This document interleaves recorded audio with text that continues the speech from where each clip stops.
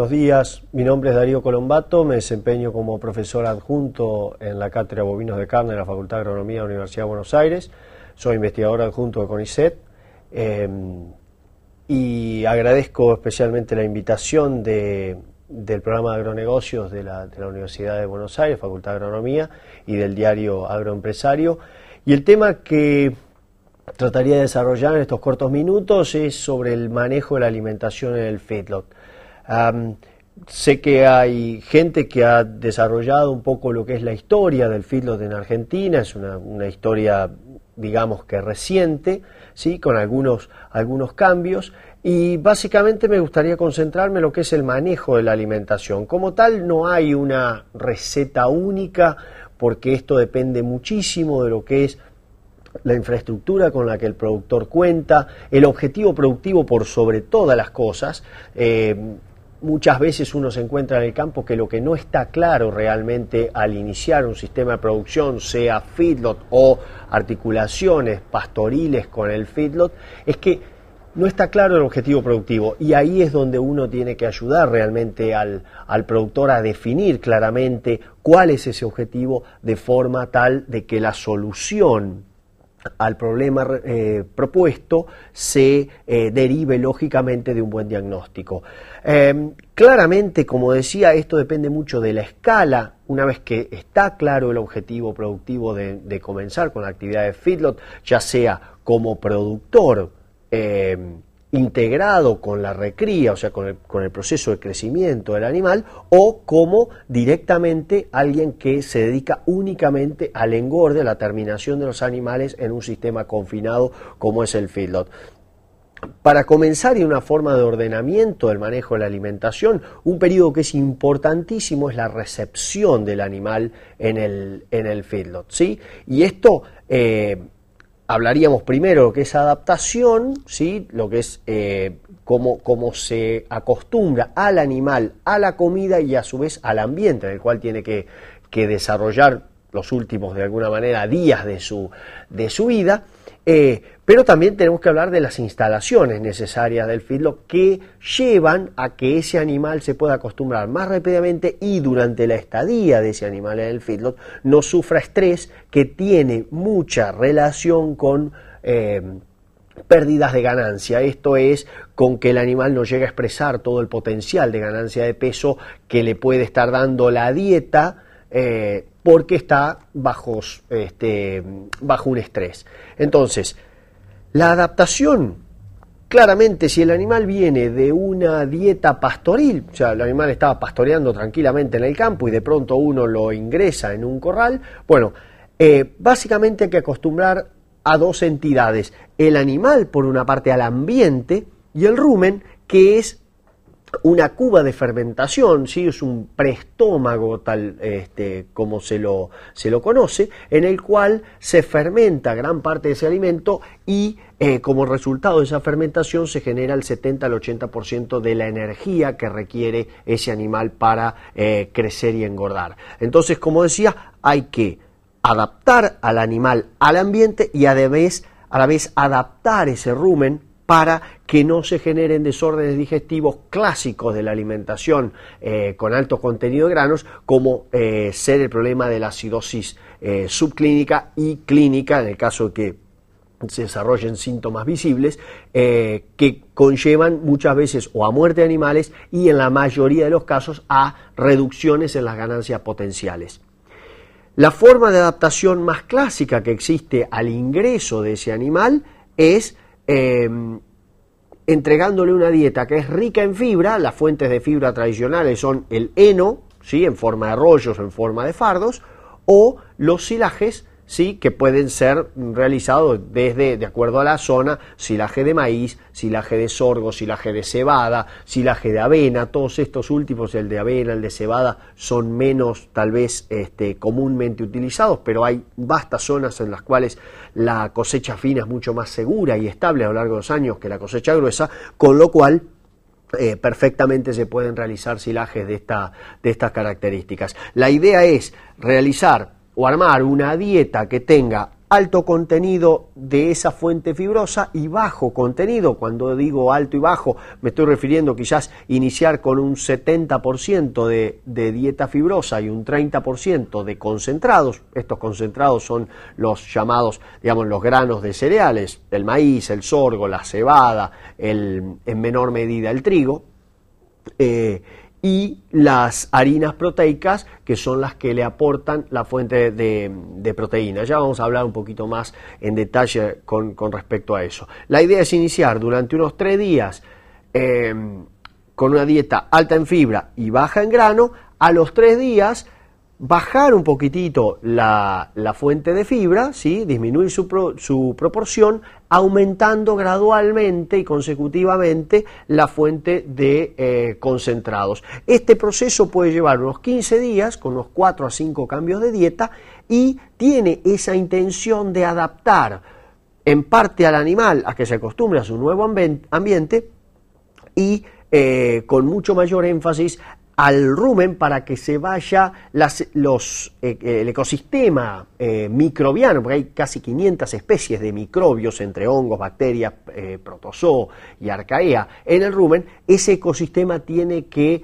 modificarse favorablemente para comenzar a aprovechar esa alimentación alta en concentrados. Como decía, este proceso puede llevar unos 12, 15 días, depende del consejo del profesional nutricionista actuante, pero se entiende como clásico unos 12 días de adaptación. Hay gente que lo realiza en más tiempo buscando una mayor seguridad. En esto cada uno elegirá su aversión al riesgo, pero no menos de 12 días sería lo recomendable. También hay otra forma de iniciar esa adaptación, quizás un poco más riesgosa, pero más simple desde el punto de vista operativo, que consiste en iniciar con la misma dieta que se va a engordar el animal, pero en bajas cantidades, o sea, consumos restringidos que se van aumentando paulatinamente. En estos casos se hace el aumento diario o cada 2 días para terminar en un espacio de tiempo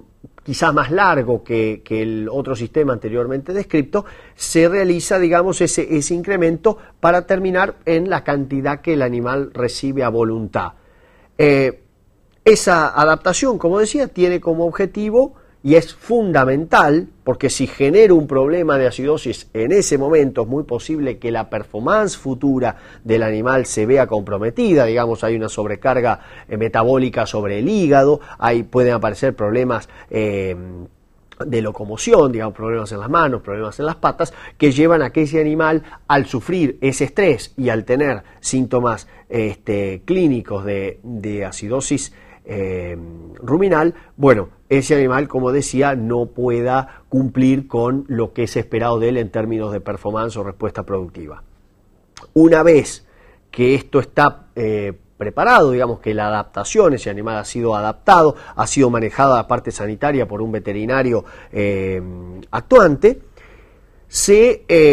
podemos empezar entonces a hablar un poco de la dieta. La dieta, como con el feedlot y las instalaciones, nos lleva una receta digamos única para el país, y mucho menos un país de las características de Argentina, que produce prácticamente todos los granos de cereales necesarios o posibles, y tiene muchos subproductos de la agroindustria. Las harinas proteicas son un caso: el pellet de girasol, el pellet de soja, el pellet de colza, el pellet de cártamo, las harinas de trigo, que luego peleteados son afrechillos de trigo, el afrechillo de arroz.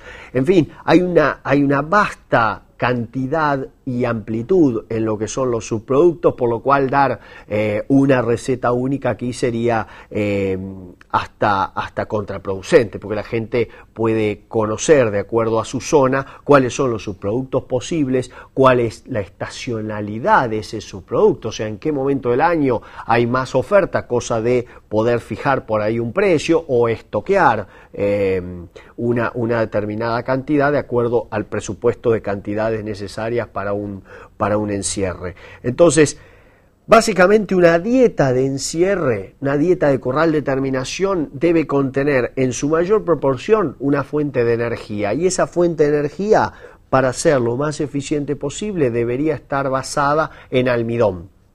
Ese almidón viene principalmente de los granos cereales, el maíz, el sorgo, la cebada, en menor medida hablábamos del trigo. Luego, y esa energía, como decía, esa fuente de energía deberíamos estar hablando de unos de 60% para arriba en la proporción de la dieta. Luego hay que ocuparse de la fuente proteica, porque si bien el maíz o el sorgo contienen proteína, las cantidades necesarias para mantener esa producción no son suficientes con una dieta solamente base de maíz.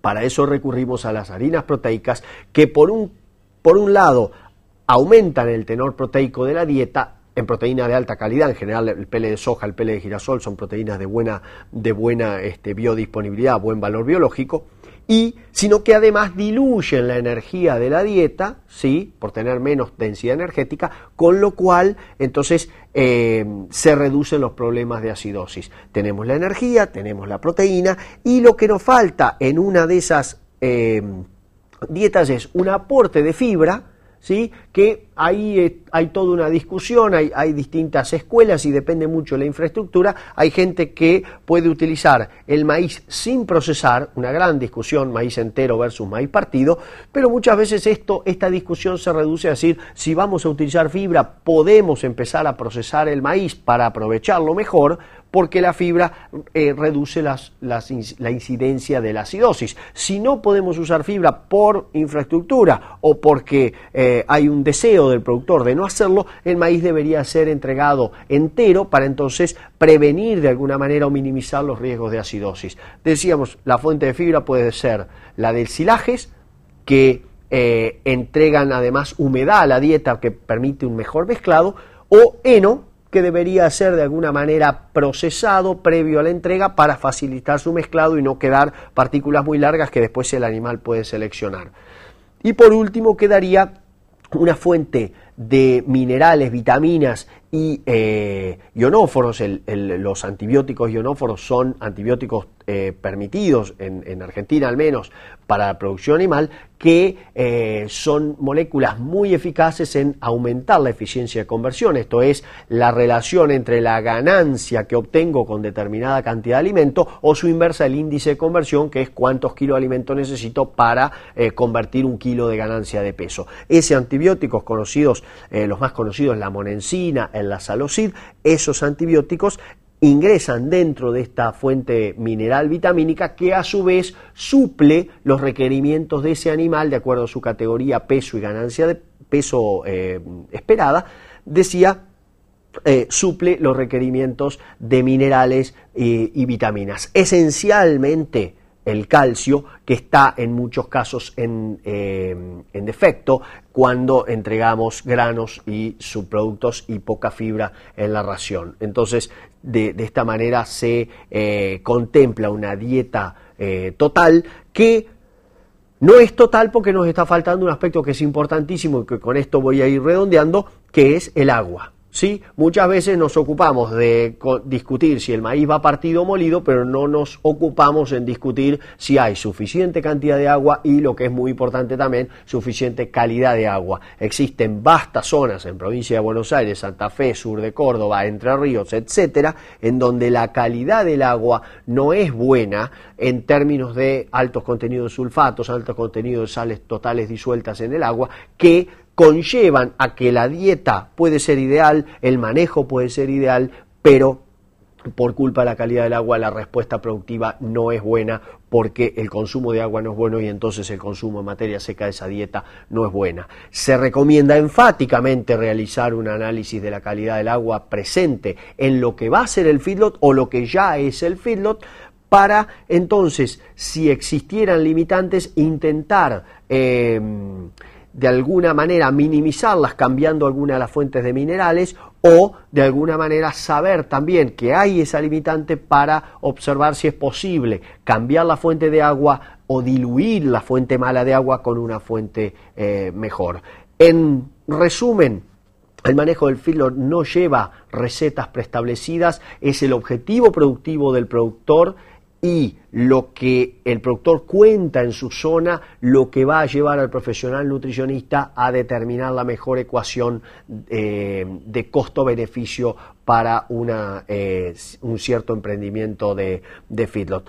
El futuro de la alimentación, mejorar la conversión del alimento en carne a través de mejores procesamientos de grano, a través de más profesionalización. La consulta al nutricionista no debería ser vista como un gasto, lo mismo que la consulta al profesional veterinario. Esas tendencias, no hay balas de plata en el horizonte en lo que es alimentación, pero sí podemos hacer muchísimo en mejorar la eficiencia de la conversión del alimento en carne a través del manejo diario y a través de la profesionalización, sobre todo de los alimentadores en el encierre.